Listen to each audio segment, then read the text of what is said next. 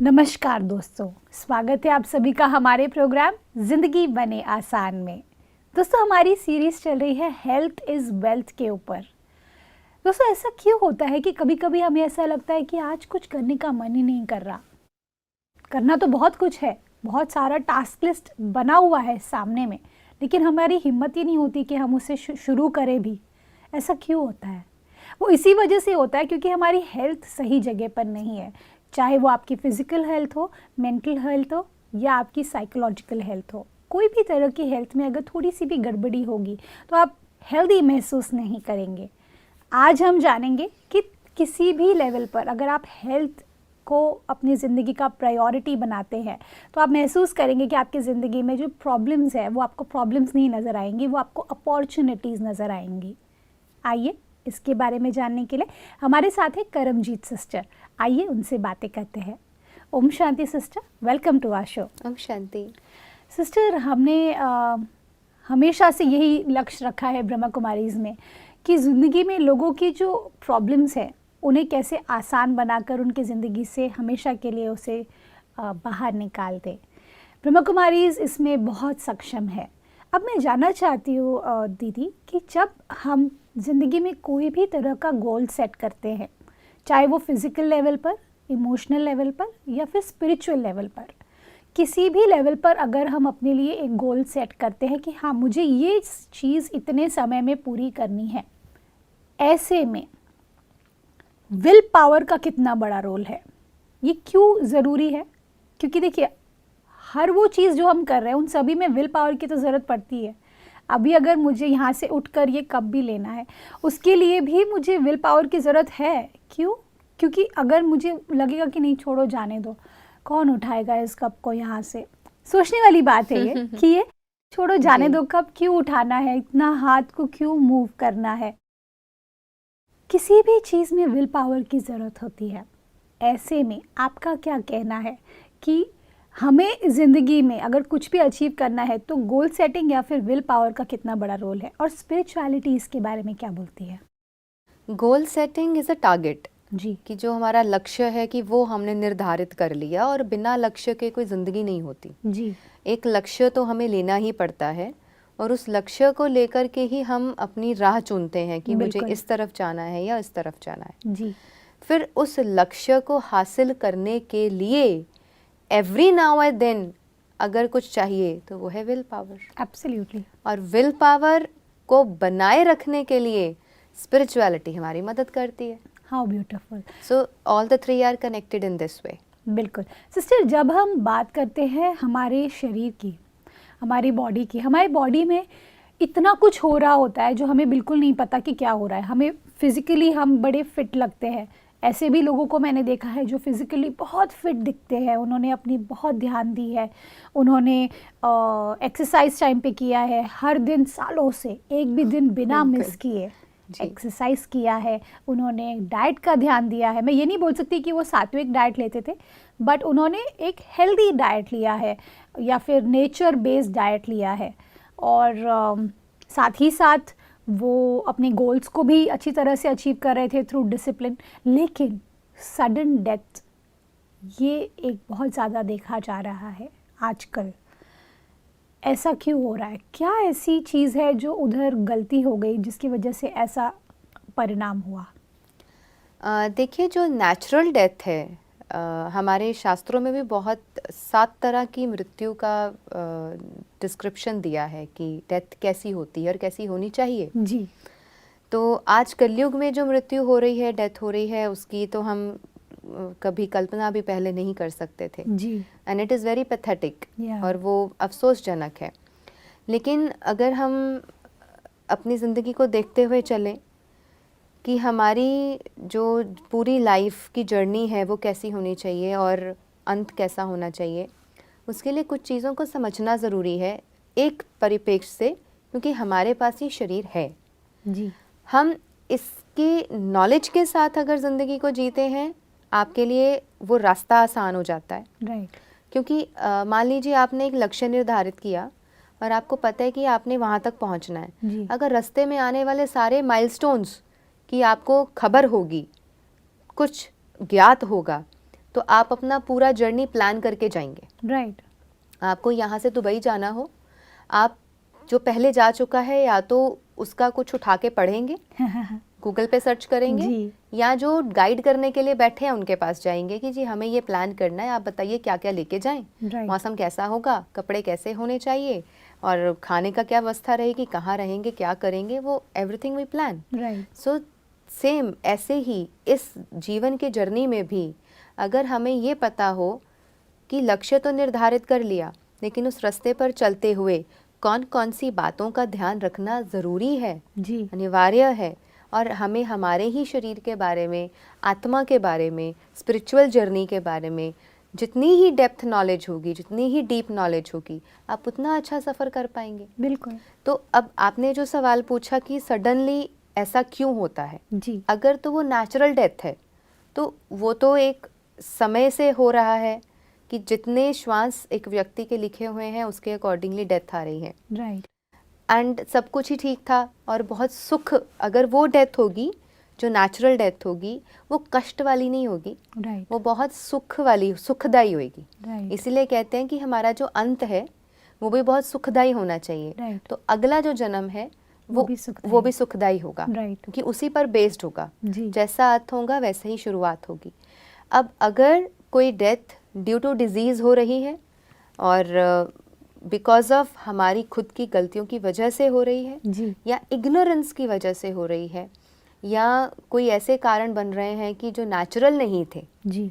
तो वहाँ पर हमें थोड़ा चेक करना ज़रूरी बनता है कि क्या हम अपने जीवन में, अपने रास्ते पर, इस रास्ते पर क्या वो ज़रूरी प्रिकॉशंस हैं, मेजर्स हैं, वो रख रहे हैं, राइट। या हम इतना ही इग्नोरेंट जीवन जी रहे हैं कि हम कहते हैं कि नहीं, इसकी भी ज़रूरत नहीं, इस नॉलेज की भी ज़रूरत नहीं, ये भी नहीं चाहिए, वो भी नहीं चाहिए, बस मुझे तो एक ही तरह से चलना है और उसी तरह से ही जीवन को जीना है। Right. तो कहीं ना कहीं हम कुछ गलतियाँ ऐसी कर पाते हैं या हमसे हो जाती हैं, या कुछ चीज़ों का ज्ञात ही नहीं होता। तो अगर हम उसके गो थ्रू करते हैं या किसी के रास्ते पर वो चीज़ें आती हैं, तो मैं समझती हूँ शेयर करना कोई बुरी बात नहीं है। राइट।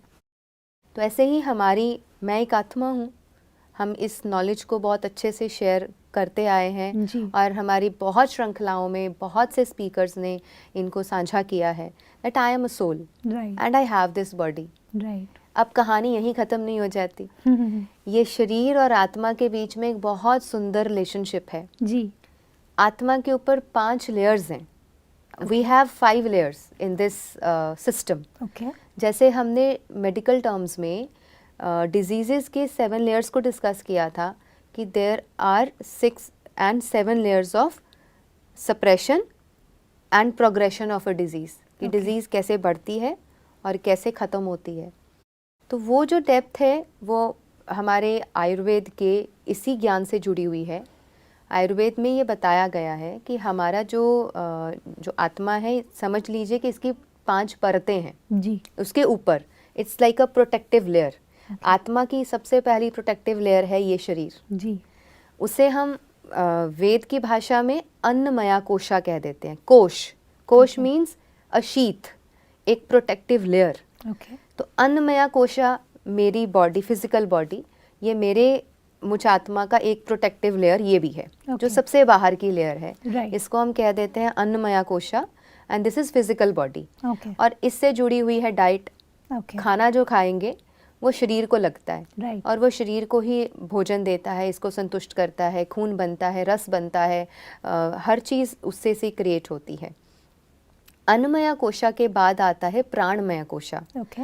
तो प्राणमय कोशा में 5 प्राण और 5 उपप्राण हैं। हमारे बॉडी के अंदर प्राणा है। प्राण Okay. मीन्स वायु, वायु मीन्स वाइटल फोर्स और वाइटल एनर्जी। राइट। तो आत्मा तो एक अजर अमर अविनाशी एक स्पिरिट है, राइट। लेकिन उसने जो ये शरीर धारण किया हुआ है, इस शरीर में प्राण ही है जो चल रहे हैं। राइट। यही श्वास अंदर आ रहा है और जा रहा है। राइट। तो वो जो प्राण है वो 5 तरह के होते हैं, अच्छा। और 5 प्राण हम उसे कहते हैं। और उसको हम अगर डिफाइन करते हैं तो प्राण वायु, उदान वायु, व्यान वायु, समान वायु और अपान वायु। और ये 5 ही जो प्राण हैं, ये हमारी पूरी बॉडी के अलग अलग फंक्शनिंग को रेगुलेट करते हैं। अच्छा। प्राणवायु हमारे सेंसरी ऑर्गन से जुड़ा हुआ है, उदान वायु हमारे ब्रेन स्कल से जुड़ा हुआ है, व्यान वायु हमारा हार्ट सर्कुलेशन ब्लड सर्कुलेशन से जुड़ा हुआ है। Okay. ऐसे ही समान वायु हमारे स्टमक डाइजेशन और सारे डाइजेस्टिव ऑर्गन्स के साथ जुड़ा हुआ है। अपान वायु हमारा एक्सक्रीटरी सिस्टम के साथ जुड़ा हुआ है। Okay. अगर इन पांचों ही प्राणों में कोई भी जो प्राण है, जो भी प्राणाज हैं, ये वो वायु दूषित होती है, पोल्यूट होती है, कुपित होती है या खराब होती है, जी। तो उसका इफेक्ट उसी से रिलेटेड जो ऑर्गन्स हैं उन पर पड़ता है। ओके, तो मतलब सिस्टर ये एक तरीके का साइंस है, is it? It's a science. It's a science because ये बातें हमने पहले कभी सुनी नहीं है, क्योंकि मुझे ऐसा लगता है कि इतना कुछ है हमारे भारत देश में, इतनी सारी नॉलेज है, जितनी बातें आप अभी कह रहे थे, ये मेरे लिए टोटली न्यू वर्ल्ड है ऑल टुगेदर। लेकिन हम ये क्यों समझ रहे हैं? द ब्यूटी इज ये वर्ल्ड आपके अंदर है। Oh wow, that's so amazing. That's so true. You are carrying that world. See, this is such a magic. So जब मैं भी इसके संपर्क में आई और मैंने भी पढ़ा, तो मेरे लिए भी it was like something very new knowledge. जी। लेकिन जब उनको पढ़ कर के उन पर काम किया, तो ऑल टुगेदर देखा कि wow, it has amazing experience और उसमें अमेजिंग रिजल्ट्स हैं, और उसकी वजह से हम जो स्पिरिचुअल जर्नी पर हैं वो और अच्छी हो जाती है। बिल्कुल। क्योंकि जब तंदुरुस्त है तो आपका मन और तंदुरुस्त महसूस करता है। बिल्कुल। जब आपका शरीर फिजिकली फिट है, आपका माइंड भी मेंटली उतना ही फिट महसूस करता है। बिल्कुल। और आपकी खुशी अपने ऑप्टिमल लेवल पे होती है। बिल्कुल। तो प्राणमया कोशा is the second sheath, right. Second layer. उसके बाद आता है मनोमया कोशा, जी। Which is all related to mind. अच्छा। मन में आने वाले विचार, मन में आने वाले विकार, मन में आने वाली सोच, वो सभी चीज़ें जो हमारे मन से जुड़ी हुई हैं। जब हम कहते हैं हमारा मन नहीं लग रहा, मेरा मन नहीं कर रहा, तो वो सभी चीज़ें जो हमारे मन से जुड़ी हुई हैं, वो मनोमया कोशा, वो तीसरा कोश है या तीसरी लेयर, या उसे तीसरा शीथ कहें इन इंग्लिश। तो तीसरी लेयर के बाद फिर आता है विज्ञानमया कोशा। ओके। अब फिजिकल बॉडी पे हर कोई काम कर लेता है। प्राणमया कोशा जो सेकंड लेयर है, उस पर कोई कोई काम करता है। मनोमया कोशा, एवरीबडी हैज़ माइंड, हर किसी ने मन से सोचना है और मन से काम लेना है। और मन किसका कितना विवेक है, जी, वो कैसे पता चलेगा? जब वो विज्ञानमया कोशा मीन्स जो फोर्थ शीथ है, फोर्थ लेयर है, जी, उसमें जुड़ा हुआ है intellect, knowledge and wisdom. Okay. और सबसे लास्ट में आता है आत्मा के लिए फर्स्ट लेयर कह लो या इधर से फिफ्थ लेयर कह लो, दैट इज़ आनंदमया कोशा, जो स्पिरिचुअलिटी से जुड़ा हुआ है, आत्मा से जुड़ा हुआ है और परमात्मा से डिवाइन कनेक्शन से जुड़ा हुआ है। वाओ। तो आनंदमया कोशा में अल्टीमेट स्तर पर पहुंचना ही ब्रह्मा कुमारीज का लक्ष्य है। आनंदमया कोश मीन्स आनंद, उस एक्सटेसी को महसूस करना, राइट। परमात्मा से डिवाइन कनेक्शन के बाद उस डिविनिटी को महसूस करना, वही हमारे शास्त्रों में उसको आनंदमया कोशा आयुर्वेद में कहा गया। वाओ। तो जब हम इस जर्नी को देखते हैं, पंचकोश, इसे हम कहते हैं द थ्योरी ऑफ पंचकोश। तो पंचकोश को जब हम स्टडी करते हैं तो हम ये पाते हैं कि बीमारी हमारे शरीर में कैसे आती है।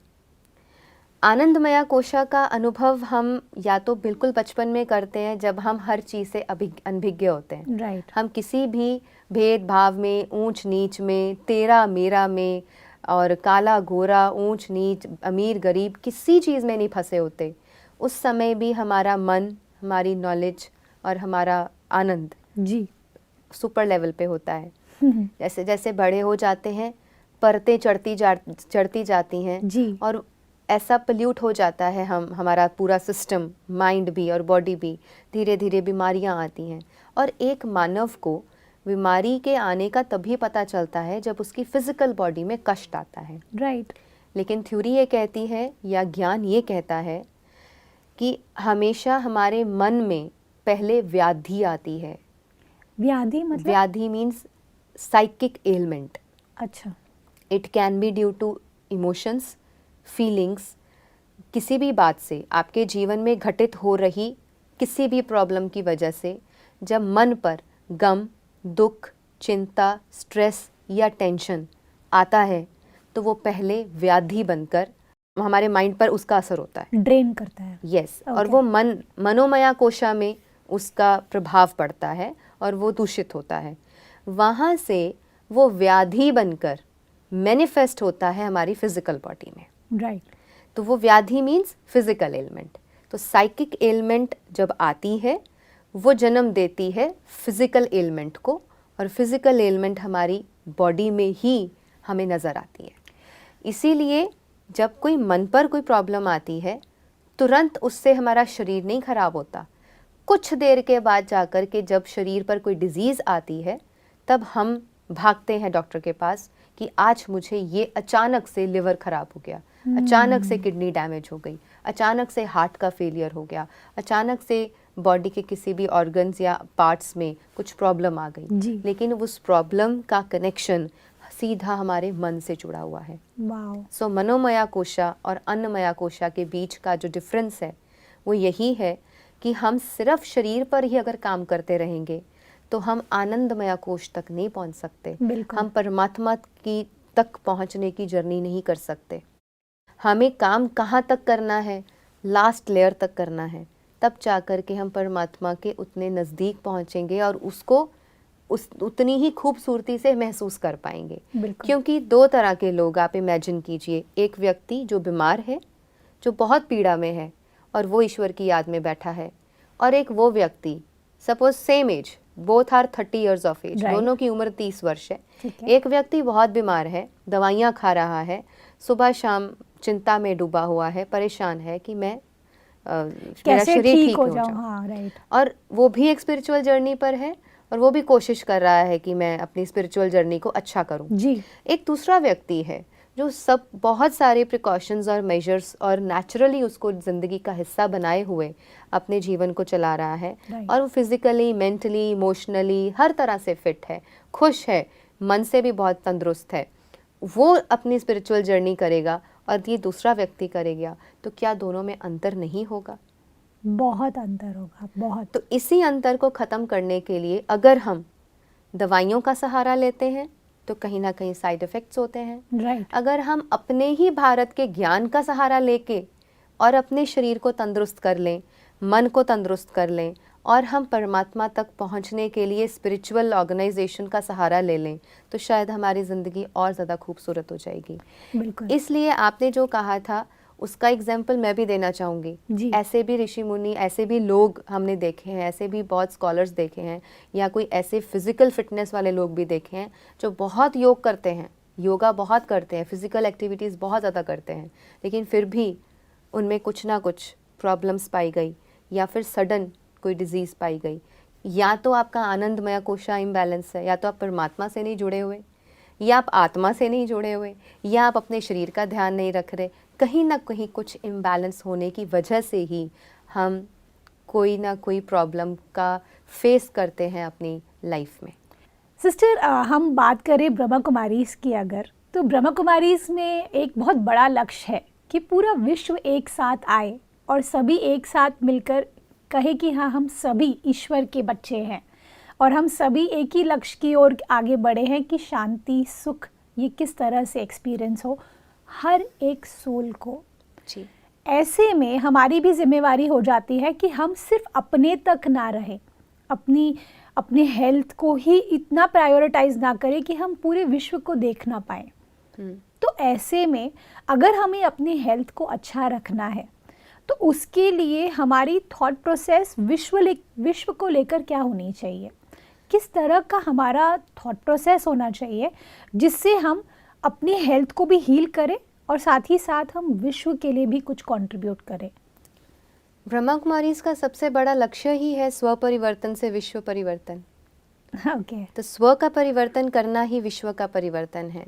ओके। हम विश्व को बदलकर स्व को नहीं बदल सकते, और जब तक आप खुद हेल्दी और फिट और मानसिक स्तर पर बहुत बेहतरीन ज़िंदगी का अनुभव नहीं कर पाएंगे, राइट। तब तक आप किसी दूसरे को भी उसका सुझाव नहीं दे पाएंगे। सोचो। और अगर देंगे तो उसका उतना प्रभाव नहीं होगा। यही परमात्मा हर रोज़ अपने महावाक्यों में हमें सिखाते हैं, स्व परिवर्तन से विश्व परिवर्तन। आप पहले स्व पर काम कीजिए, हर व्यक्ति जब स्व पे काम करेगा पूरा विश्व बदल जाएगा। वाओ। लेकिन अगर हर व्यक्ति दूसरे को बदलने की कोशिश करेगा तो ना वो स्वयं बदल पाएगा, ना ये विश्व बदल पाएगा। बिल्कुल। इसलिए ब्रह्मा कुमारीज का सबसे पहला मोटो यही है, स्व परिवर्तन से विश्व परिवर्तन। इसीलिए हम इस लक्ष्य को लेकर के हेल्थ को भी देख रहे हैं कि हर व्यक्ति की मेंटल हेल्थ, फिजिकल हेल्थ अगर दोनों ही अच्छी होंगी तो आप फिर ही तो विश्व के लिए कार्य कर पाएंगे। बिल्कुल। अगर एक व्यक्ति खुद में ही परेशान और दुखी और स्ट्रगल कर रहा है अपनी बॉडी के साथ, आप मन से कार्य कैसे कर सकते हैं? बिल्कुल। सो इसलिए ये हम सभी की रिस्पॉन्सिबिलिटी बनती है कि हम रूट से शुरू करें, हम स्व पर काम करें, हम अपने शरीर को भी फिट करें। जब आपके अंदर फिटनेस आएगी, तंदुरुस्ती आएगी, आप हर तरह से फिट होते चले जाएंगे। फिर आप देखें कि आपका मन पहले से भी ज़्यादा ताकत के साथ और कंप्लीट एनर्जी के साथ उस लक्ष्य की ओर बढ़ता चला जाएगा। How beautiful. सिस्टर, आज के एपिसोड में मैंने आपसे बहुत कुछ सीखा, हमारे दर्शकों ने भी आपसे बहुत कुछ सीखा, जिसमें मुझे सबसे अच्छी बात ये लगी कि हमने एक चीज़ को बहुत डेप्थ में जा कर के देखा कि हमारे जो बॉडी के लेयर्स है या फिर जो सोल के सराउंडिंग में जो लेयर्स है, ये सभी लेयर अगर बैलेंस में चल रहे हैं तो ही हम हेल्दी फील करेंगे और तो ही हमारी स्पिरिचुअल जर्नी भी बहुत ब्यूटीफुल होगी। अगर हम इन सभी का ध्यान दें, जो जो आपने कहा है वो सभी चीज़ों का अगर हम ध्यान दें तो ऑटोमेटिकली हम ईश्वर से और थोड़ा करीब हो जाएंगे, और यही तो हमारा लक्ष्य है। Thank you so much sister, thank you for coming in our show. ओम शांति। ओम शांति। दोस्तों, आज के एपिसोड में हमने क्या जाना? हमने ये जाना कि स्व परिवर्तन से ही विश्व परिवर्तन है। अगर हम खुद को बदल रहे हैं, हर दिन कुछ नई नई बातें सीख रहे हैं, आज आपके जो ये एपिसोड था इसमें से भी आपने बहुत कुछ सीखा होगा। अगर आप उसे अमल करेंगे, एक होता है सुनना और एक होता है उसे एब्जॉर्ब करके उसे अपनी ज़िंदगी का हिस्सा बनाना।